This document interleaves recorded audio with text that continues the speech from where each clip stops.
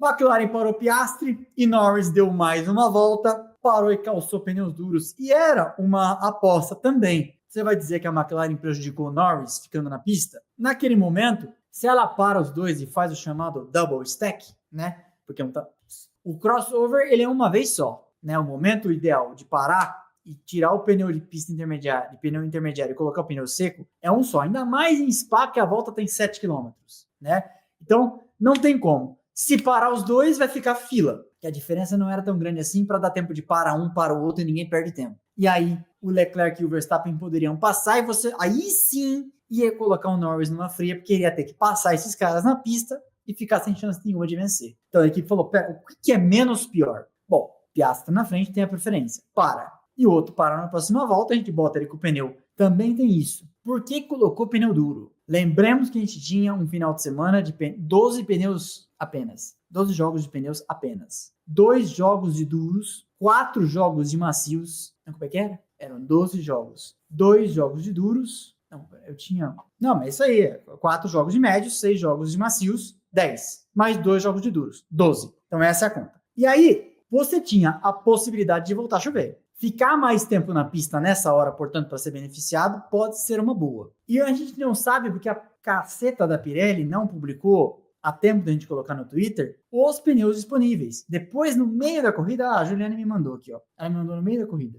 Aqui. A arte de pneus disponíveis antes de começar. O Norris tinha novos, 1 jogo de duros, 1 jogo de médios, que ele usou na primeira parte, 0 jogos de macios, certo? O Piastri tinha 1 jogo de duros, 1 jogo de médios, 0 jogos de macios. Então eles estavam na mesma. Só que, por alguma razão da guiada, o Norris virou e falou, meu, eu quero pneu duro. E eu lembro, tem um rádio, verdade, da equipe falando, ó, a gente pode ir então com um jogo, porque eram muitas voltas, né? E nessa hora, se você pensar, que a parada foi, eu lembro que teve, tipo, ficou meio que, todos nós achamos que em algum momento o Piastri ia para mais uma parada, porque o trecho era enorme. E aí falaram, beleza, entendi, o Norris vai até o final, e talvez nem ele, para fazer um stint curto de macios, mas você vê, só tinha macios usados.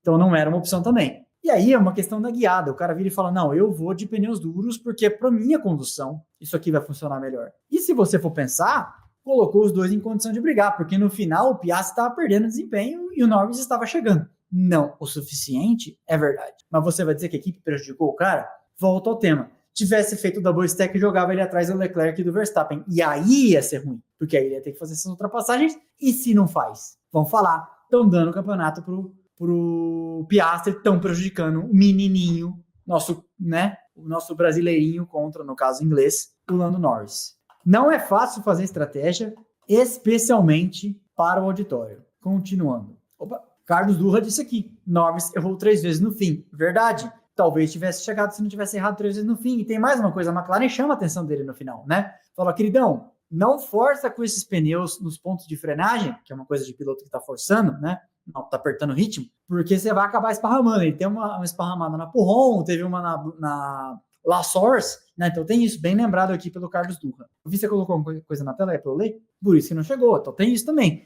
A condução precisa ser... Tipo, isso também é uma coisa que a gente viu acontecer com o Bortoleto em Barcelona. A Sauber colocou na pista com pneus novos e falou, agora vai, querido. E aí você tem que fazer as ultrapassagens. Se você não conseguir fazer as ultrapassagens, acontece o que aconteceu.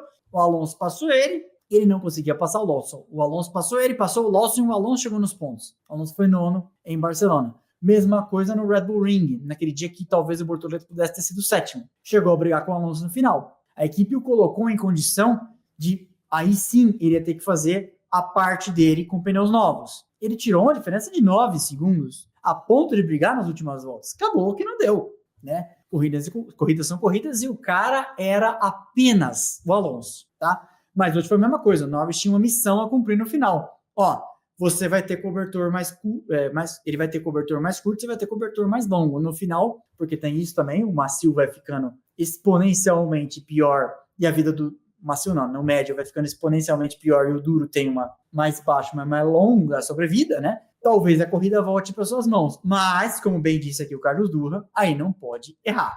Aqui ainda no slide de baixo, Leclerc e Verstappen brigaram até o final, tanto no trecho de pneus intermediários, como também na hora dos pneus secos, e foi uma bela briga, mas hoje prevaleceu aí a Ferrari.